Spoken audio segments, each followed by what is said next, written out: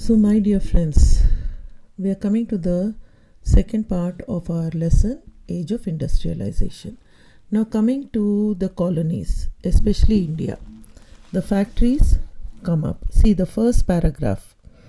See the first cotton mill. Please start underlining. This first paragraph is most important for objectives. Okay. See, the first cotton mill came up in 1854. Before that, one cotton mill had come up in this one Calcutta, but it was a failed enterprise. 1854, when the cotton mill came up, it was very successful because it was run by the Parsis. And you know, Parsis are extremely, hard-working people. And these are the people who set up, they were the first industrialists of our country also. So you should remember that. So this comes as an objective. Then in North India, the Elgin mill, even underline that also, okay. The Elgin mill was started in Kanpur, and a year later the first cotton mill of Ahmedabad was set up. Now you'll be wondering, in 1874, this first spinning and weaving mill of Madras began producing. Now you'll be wondering why it's important. This part is important because now the cotton was taken locally. Why should it travel to England and then be brought back to be sold here? So what the British started doing is they started setting up cotton mills in India itself. Now, Indian entrepreneurs. See, Indian entrepreneurs today, you will hear about the Tatas, the Birlas, the Nandas and all this. But during the time of the British Empire, they were small fish in a big pond.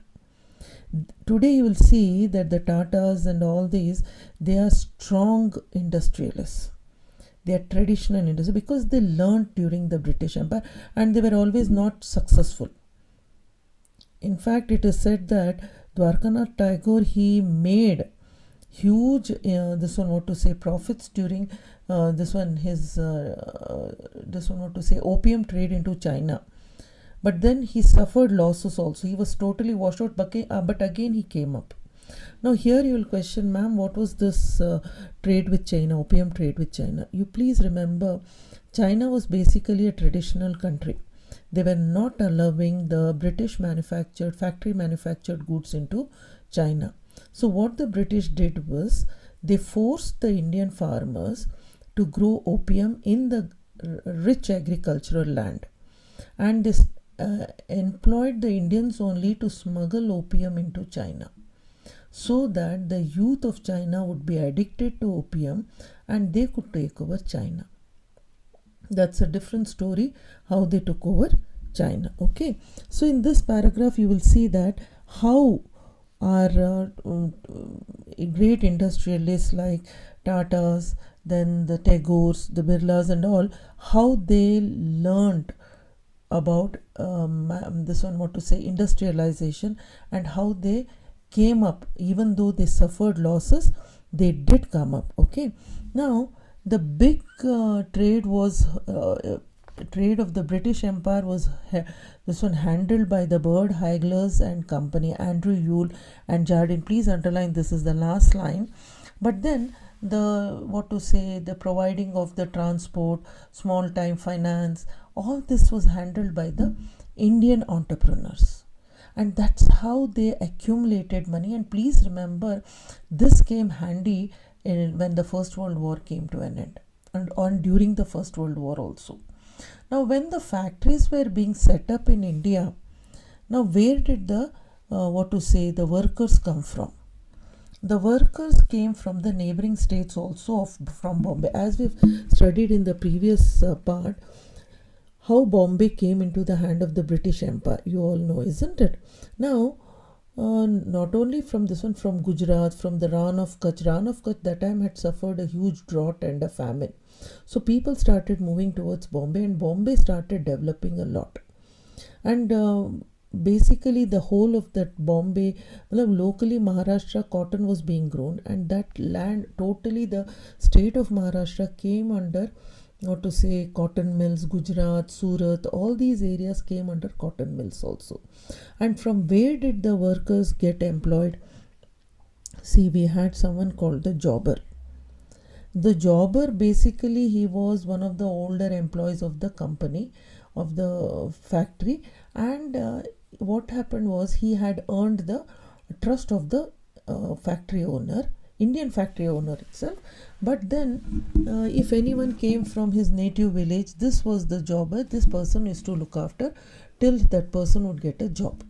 Over a period of time, sometimes the jobber would ask for some gifts and all that, or a part of the earning and all that. So they started becoming corrupt and all. But over and all, he was like an employment exchange, providing employees to the factories also, and providing employment to the people who came in from the villages also. Okay, so getting jobs was always difficult till you didn't know someone in the in the city, and then living space you didn't know. Suddenly you come from the village and suddenly you don't have anybody to help you out, and here the jobber came handy. Now coming to Kashmir, Jammu and Kashmir. Traditionally, you all know very well that Kashmir is a handicraft hub, I should say, and especially the shawls, the pashmina, the famous pashmina, shahtus, all these shawls have had their own market even today. Though Kashmiri carpets, they are not as great as the Persian and the Iranian carpets, but then Sultan Zainul Abidin invited carpet weavers from Persia and Samarkand to train the local artisans. So Kashmiri carpets also have their own clientele in the world market also. Kashmiri silk, Krimkash. Silk guilds in Kashmir were known as Krimkash. Please underline this. It's in the last line. It's been written in the dark. Okay. Now, Kashmir, during the British Empire, the government silk factory was the largest silk factory of the British Empire, helping the British to export the famed Kashmiri silk all over its colonies. And the British earned huge revenue through the silk. And sericulture also got the boost during the British Empire, because when they saw the kind of silk, that is the mulberry silk, that was grown in Kashmir, they naturally encouraged the growth of sericulture in Kashmir also. Third thing is horticulture. You know, the climate of horticulture is extremely good for both fresh and dry fruits. It was during the time of Maharaja Pratap Singh who made huge efforts to bring about improvement in horticulture department. Today, if you see the kind of fruits that are being grown, it is thanks to Maharaja Pratap Singh. And Kashmir, you find huge amount of mineral deposits also. And as you all know, the famed Kashmir blue sapphire is also found in Kashmir, other than other minerals also. Now, the most important thing was the houseboat industry. The Europeans were not allowed to purchase land or build houses in Kashmir. So what they did was they encouraged the building of houseboats, and you know how beautiful the houseboats are in Kashmir. Now coming to peculiarities of industrial growth. Now you see what happened was tea. The British had developed a taste for tea, but China demanded gold for the purchase of tea from its country. So what the British did, they converted the whole of Eastern Ghats and the Shivalik range, which was conducive for the growth of tea, into tea gardens, and they sold it to their own officers at very low prices. So yes, today you will see some flavors of tea, it has high value in the world market, but then that was thanks to the British Empire. Now the second thing was Indian businessmen, they began setting up industries, and but one thing is they started avoiding competing with the Manchester goods, because they didn't want trouble with the British Empire. So what they started doing was, instead of weaving the cloth, they started weaving the yarn, and they started exporting it to China and Japan, which was okay with the British Empire, because cloth came from the British Empire, but yarn matlab thread and all, it was being exported to China. But then the Indian entrepreneurs did suffer when China and Japan started manufacturing their own yarn. Now, Swadeshi movement started gaining momentum. The nationalists mobilized people to boycott foreign goods and all that. They wanted the industrialists, but they needed to protect their collective interests. So, what they started doing was uh, they encouraged the government to increase the tariff protection and grant other concessions also. But by then, China and this one, what to say, Japan had started manufacturing what to say their own yarn. So India started shifting uh, this one their activities from production of yarn to the production of cotton cloth, slowly and steadily, because by that time the First World War had started, and we all know that the British industries in Britain were totally concentrated in war need this one goods, those goods which were needed for the soldiers. So suddenly in front of the Indian entrepreneurs there was a huge market available. Now both India local market and the Britain local market, so they grabbed it with both their hands. They encouraged their workers to work overtime, paying their double money, and they grabbed the local market both in India and in Britain. Once the First World War came to an end, Manchester could not get its old position, and Indian entrepreneurs, they had set their own what to say, they had taken over the markets. Now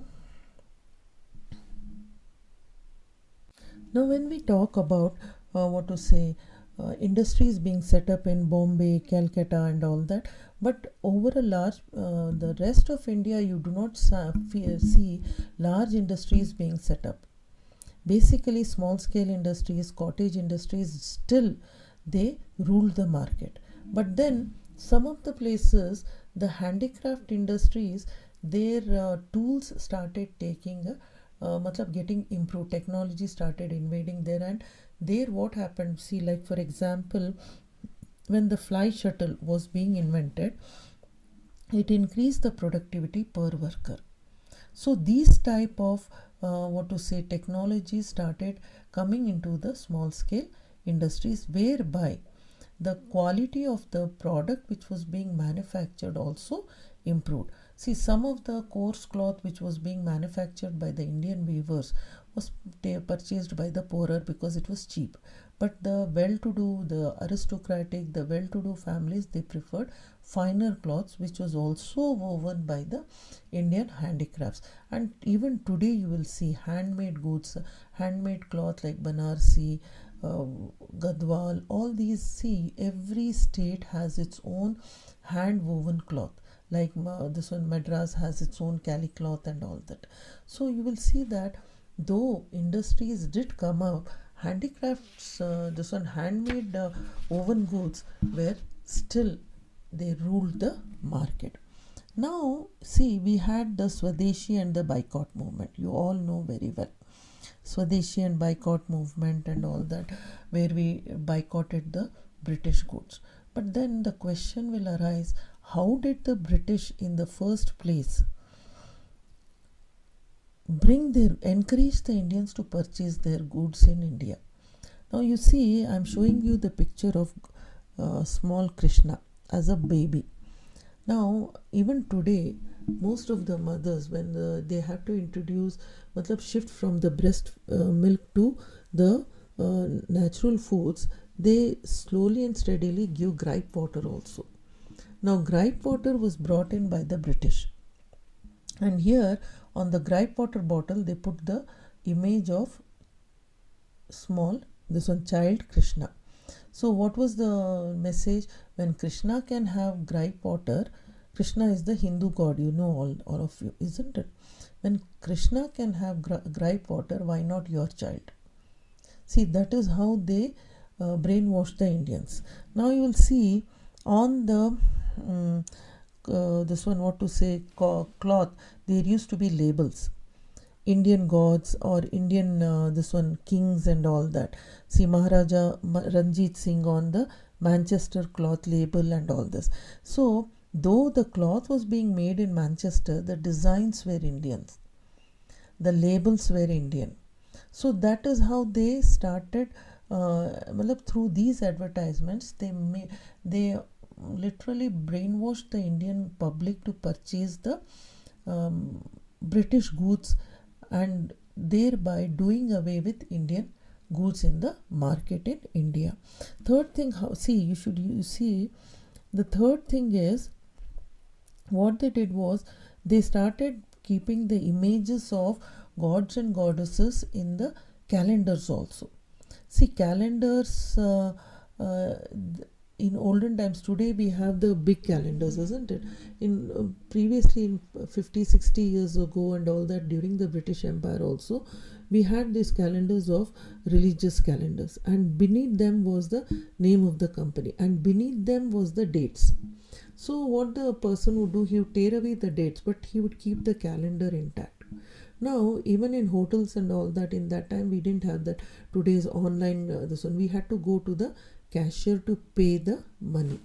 So while waiting for the change, you would naturally look up at the calendars. You'd look at the this one pictures of the gods and goddesses. Naturally, at the back of the cashier, it would be there, and naturally you would look at the name of the company also, which would you register.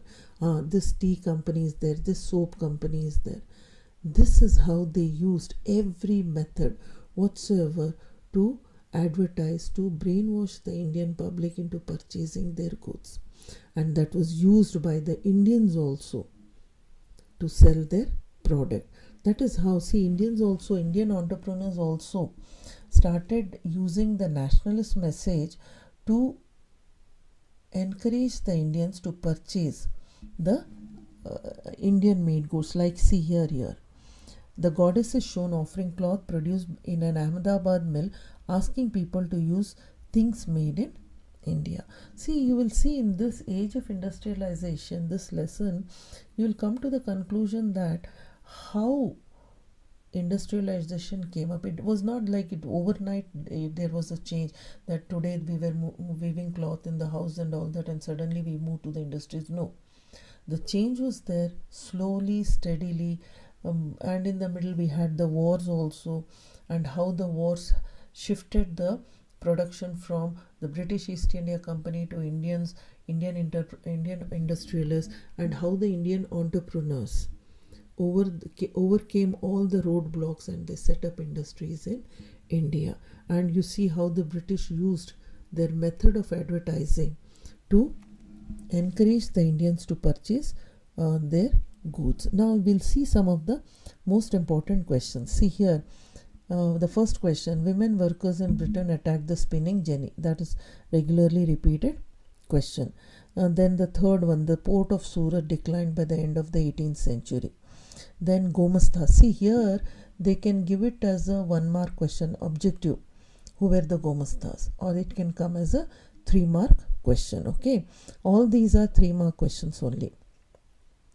Now explain what is meant by proto-industrialization. Again here, proto-industrialization can come as a 1-mark question, or it can come as a 3-mark question. Okay, so please be aware of that. Now, why this has come many times. Why did some of the industrialists in the 19th century Europe prefer hand labor over machines? Okay, now the next one, why did the industrial production in India increase during the First World War? Okay, these are some of the regularly repeated questions. But then the 4th question in brief, and in discuss the last 5th question. Please go through it because they are important about Kashmir. Okay, now we come to the end of the most important lesson, that is age of industrialization. All the best, my dear students.